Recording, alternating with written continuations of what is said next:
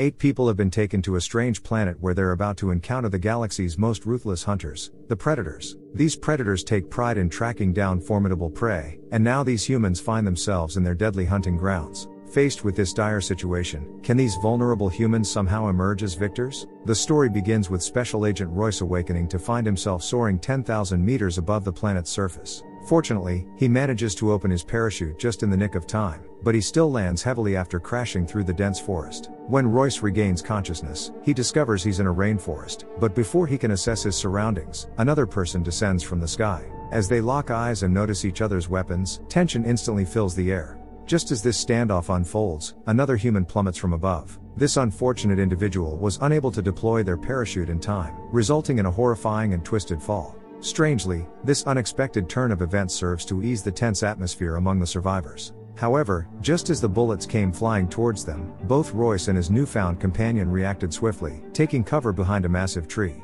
Royce, displaying his expertise, carefully moved toward the source of the gunfire and pinpointed the attacker's position. Recognizing that this person was likely in the same predicament as they were, Royce refrained from opening fire immediately. Soon, Cuccio joined them, and the 3 survivors began sharing their stories and information. Nikolai had a background in the Russian Special Forces and had fought in wars before mysteriously ending up here. Cuccio was known as a ruthless killer of Mexican drug lords and had no memory of how he got here after a blinding flash of light. Royce had a similar experience to theirs. Before they could exchange more details, a sniper targeted them from a distance. However, upon realizing that they were fellow humans, the sniper, named Isabel, lowered her weapon. She was a wilderness survival expert and had never encountered a forest like this on Earth. As the group continued their journey, they soon came across the resistance led by Mombasa and the wanted individual named Stans. Edwin, a doctor, and Hanzo, a skilled swordsman, teamed up with others who had experienced the same strange situation. While exploring, they came across a bizarre totem surrounded by decaying bones. Mombasa, drawing from African customs, suggested that collecting loot symbolized power and honor in some tribes. The group had various theories, like it being a test, a kidnapping, or an experiment, but those didn't matter much now. Their focus was on finding a way out. On their journey, Royce realized that the usual methods of navigation didn't work here, as they never saw the sun. Everyone, except Edwin, possessed exceptional combat skills, suggesting they were carefully chosen. As they moved forward, they stumbled upon a mysterious iron cage, but when they uncovered it, they found it empty, deepening the mystery. Examining the bloodstains on the doors of the cages, the group deduced that creatures other than humans had been brought here. The presence of numerous such cages around them heightened their sense of urgency. They began searching for safer ground, but their progress was disrupted when Mombasa accidentally triggered a trap. As they cautiously regrouped, they discovered a lifeless human body nearby. Inspecting the trap's setup, Royce concluded that the man had likely faced an unusually tall adversary who managed to evade the traps and kill him. It became evident that a deadly and cunning predator lurked in this forest. In response, the group swiftly located a nearby elevated vantage point. However, their next observation completely upended their perception of reality. In the sky, instead of the familiar sun, they saw an unfamiliar, star-studded expanse. It dawned on them that they had indeed arrived on an alien planet. Before they could fully grasp this shocking realization, a sudden commotion erupted from behind them. A grotesque and menacing monster swiftly approached the team, sending them into a frenzy of gunfire. Their relentless shooting reduced the monster to pieces before it could draw near. Yet, the crisis was far from over, as they had no idea how many more of these creatures might be lurking in the tall grass. The unarmed members of the team hurriedly retreated, but Edwin was unlucky enough to be spotted by one of the monsters. In a panic, Edwin stumbled to the ground, with the creature closing in on him. Fortunately, Isabel noticed the perilous situation. Just as the monster was about to pounce on Edwin, Isabel skillfully shot it in the head, saving him from harm.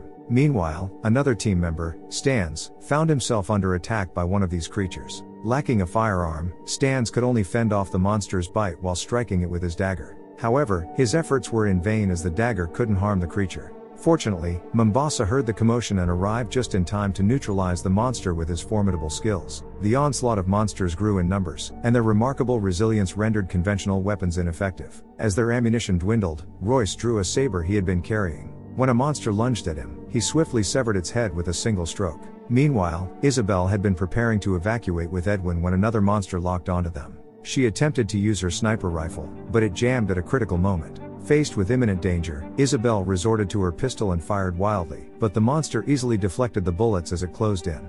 Feeling utterly desperate, Isabel pointed the pistol at herself, contemplating a grim choice. However, just then, a whistle pierced the air. The approaching monster abruptly halted and swiftly retreated. With the crisis averted, the group regrouped, examining the monsters' bodies and the whistle's influence on them. Royce deduced that these creatures functioned much like hunting dogs on Earth. The monsters were merely tools for the hunters to test their prey, and now the tables had turned, making them the hunted on this expansive alien hunting ground. As the group grappled with this grim realization, Mombasa noticed that one member was missing. Before they could initiate a search, they heard Cuchillo's voice not far away. Hastening to his location, they found Cuchillo with his back turned to them, desperately pleading for help. Approaching cautiously, Royce sensed something was amiss and stopped Isabel from rushing to Cuchillo's aid. This bizarre scenario was clearly a trap. Royce tossed a stone, triggering a hidden trap on the ground. Faced with this grim situation, they knew Cuchillo was beyond saving. In a somber decision, the group swiftly departed from the site, but Isabel, walking at the rear, was overcome by compassion.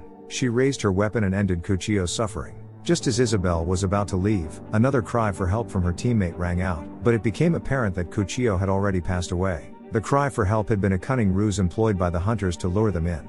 With this knowledge in mind, the team continued their journey. Royce was well aware of the hunters' tactics. When prey starts to run and panic, it becomes prime hunting time. So, maintaining composure was essential, allowing them to assess their adversaries. Royce soon detected the hounds' footprints on the ground, leading them to an unfamiliar camp. Upon entering cautiously, the shocking sight before them left the entire team astounded. Various races' bodies dangled from stakes like meat, and the ground was strewn with the remains of diverse creatures, indicating that humans were not the only prey here. Further exploration led them to a horrifying sight, a monstrous creature bound to a shelf. This marked the first encounter with a predator, but now it was the one in captivity, resembling prey. Curiosity compelled Nikolai to approach and inspect it, but to his astonishment, the predator suddenly awoke and unleashed a fearsome roar at the humans. Gazing upon this grotesque monster, Isabel felt a pressing urge for them to leave the place immediately. In a sudden and brutal attack, Mombasa was ambushed, impaled by several spears that pierced his body. Royce immediately emerged from the shadows, unleashing a barrage of gunfire at the lurking assailants nearby. The relentless firepower made it impossible for the hunters to maintain their stealthy cover. Nikolai and Royce provided cover for their team, but their shots failed to connect with the enemy. Due to the overwhelming firepower, the predator's primary target became Nikolai, whose weapon was swiftly destroyed. In a desperate bid to survive, Nikolai turned and fled. The predator activated its infrared tracking function, and an explosion resonated behind Nikolai. However, their predicament escalated as numerous infrared beams locked onto them. The group fled frantically, eventually reaching a river where they managed to elude the predator's relentless pursuit. Unbeknownst to them, a drone had detected their movements and returned to the previous camp. This is when the stealthy predator revealed its true intentions. 3 more formidable predators emerged, each more powerful than the last. The 2 new predators, along with their leader Berserker, continued their relentless pursuit. Meanwhile, the group that had escaped began to fragment. Isabel suspected that Royce was using them as bait, but he explained that it was necessary to identify the enemy, which might require some sacrifices. At least they now had valuable information about their adversaries. Predators were powerful, stealthy, and armed with missiles and energy weapons. With this newfound knowledge, the group devised a plan. They staged an ambush in the jungle, with Edwin acting as bait to lure the predator. As expected, a creature soon closed in on Edwin. The group believed it to be a predator, and Isabel took the shot when it came into her sights. However, upon closer inspection, they realized that the one they had killed was not a predator but another type of captive creature that had escaped from its cage. Shock froze their expressions as a figure materialized slowly behind Royce. To everyone's astonishment, the predator did not attack. Instead, it began removing its mask, revealing a human underneath the armor. The man introduced himself as Noland, once prey like them but now the sole survivor. He understood their skepticism but emphasized the need to escape urgently. Noland led them to a damaged ship, which served as his temporary shelter. Once they were secure, he began addressing their questions. Noland explained that the predators were the hunter-killers of this planet, divided into 2 races. The ones hunting humans were the new predators, significantly larger and stronger. The creature they had encountered in the camp was a classic predator. When these 2 predator races encountered each other, they engaged in lethal combat. Currently, the new predators dominated the hunting grounds, bringing in various prey each season to hone their killing skills. Noland had survived 10 seasons here, even managing to kill a few predators and acquire their equipment. However, with each new season, more predators arrived. Their only chance of escape was to commandeer a predator spaceship, but none of them knew how to operate it. After Noland's explanation, he retired to rest, reminding everyone to maintain silence. As Noland slept, the group began to survey their surroundings. Hanzo stumbled upon a samurai sword, piquing Royce's interest. Royce had a plan in mind. Though they couldn't operate the alien ship, the predator they had encountered in the camp could. They considered the idea of forming an alliance since the enemy of my enemy is my friend. However, just as they were letting their guard down, thick smoke suddenly filled the room, and their only exit was blocked. Simultaneously, Noland, who had been sleeping, vanished. Edwin quickly suspected Noland of trying to kill them and seized their equipment. Outside the room, Noland was indeed generating smoke and muttering to the air beside him. It became evident that Noland had developed schizophrenia during his 10 seasons of intense survival. Witnessing his companions suffering from the effects of the poison, Royce swiftly used an explosive device on the wall, creating a loud disturbance that attracted the attention of the predator. Noland's desperate attempt to escape led him right to the exit, where the predator caught up with him. In a brutal onslaught, Noland was obliterated by the predator's cannon. Meanwhile, the trapped group managed to break free and started searching for an exit within the ship. However, the passageways were intricate, and Edwin, the last to enter, soon got separated from the others. Inside the labyrinthine passages, Edwin's cries for help attracted the attention of the predator. As the imposing figure closed in, Edwin nervously retreated step by step. Thankfully, Nikolai rushed to his aid, seizing his pistol and opening fire on the predator. Yet, the predator swiftly retaliated, knocking Nikolai to the ground. Facing the approaching predator, Edwin made a grim decision to flee. However, the predator's outstretched hand impaled Nikolai through the chest and hoisted him into the air. Realizing he had no chance of survival, Nikolai, unafraid, spat a mouthful of blood onto the predator's face and then triggered a detonator. In a fiery explosion, Nikolai and the predator chose to meet their end together. A strong shockwave started to cover everything.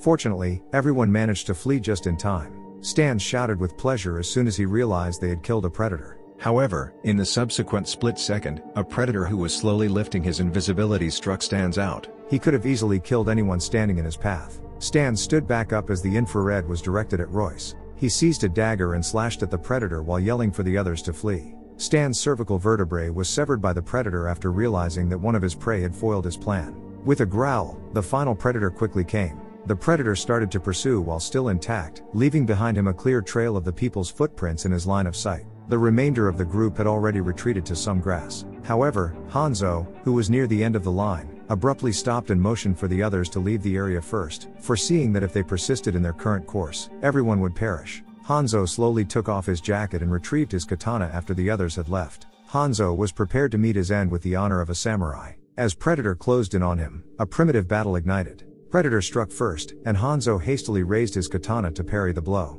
However, due to the Predator's superior strength, Hanzo was swiftly thrown aside. Undeterred, Hanzo quickly regained his footing and charged at his adversary once more, but this time, he suffered a cut to his back. Realizing he was outmatched, Hanzo resorted to a desperate assault, relentlessly attacking the Predator. Under Hanzo's relentless onslaught, the Predator's abdomen was finally compromised. Seeing this, Hanzo raised his weapon again and dealt the Predator a fatal blow. However, in the end, Hanzo also succumbed to his wounds and perished in the grass. Meanwhile, as Edwin fled, he inadvertently triggered a trap. Though Isabel managed to release him quickly, Edwin was now seriously injured. Royce discerned that the trap wasn't meant to kill but to immobilize the enemy. Royce suggested to Isabel that they should either leave the area immediately or use Edwin as bait, viewing this as their last chance for survival. Faced with Edwin's plea, Isabel ultimately chose to stay. Witnessing her decision, Royce had no other choice but to leave the area alone.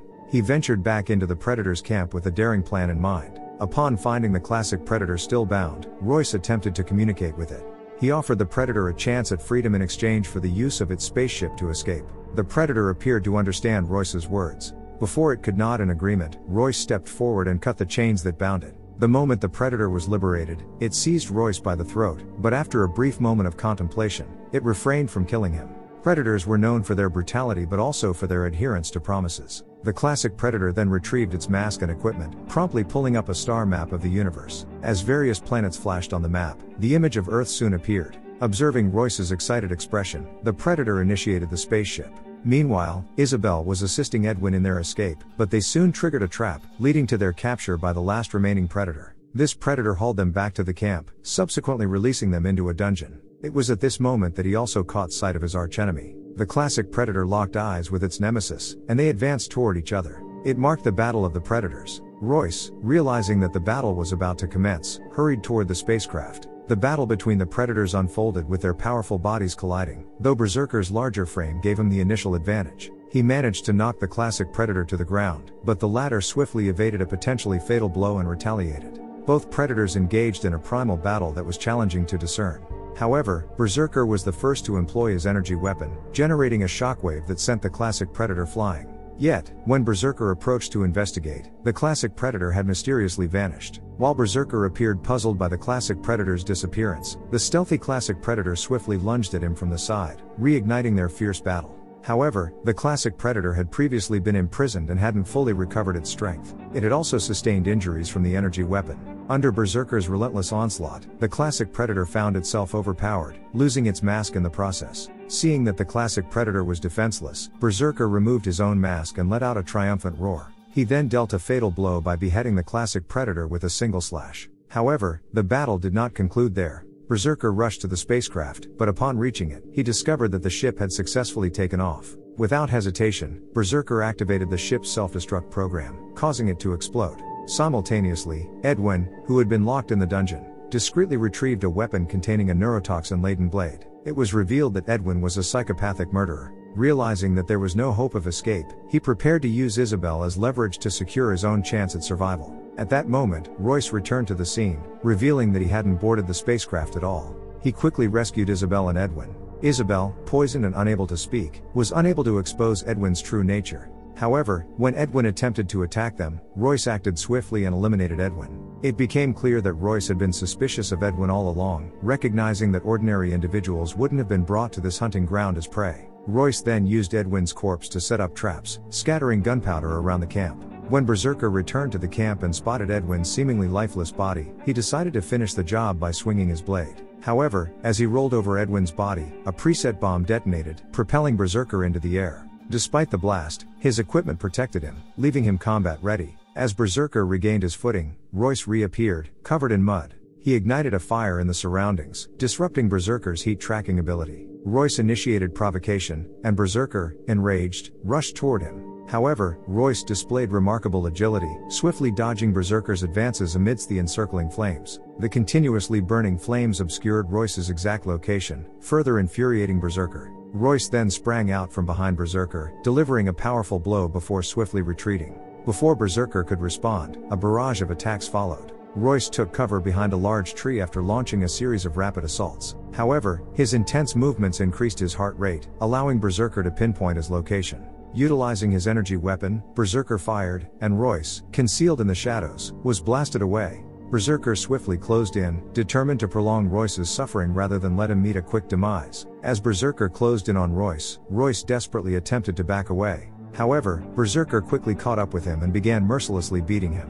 When Berserker eventually grew tired of the torment and raised his blade to deliver a final blow, Isabel finally took up a weapon. She opened fire, striking Berserker and disrupting his balance, providing Royce with a vital opportunity to survive. Seizing this chance, Royce armed himself and launched a relentless counterattack. Under the relentless assault, Berserker's head became drenched in blood. Without hesitation, Royce delivered a fatal blow, decapitating Berserker. In the film's conclusion, Royce and Isabel found solace in each other's company. However, a loud noise caught their attention, and they looked up to see countless parachutes descending from the sky. The hunting game was far from over. New predators were about to descend upon their location. But this time, Royce had devised a strategy to face them. Thank you for watching our recap. If you enjoyed it, please hit the like button and feel free to explore our other recaps.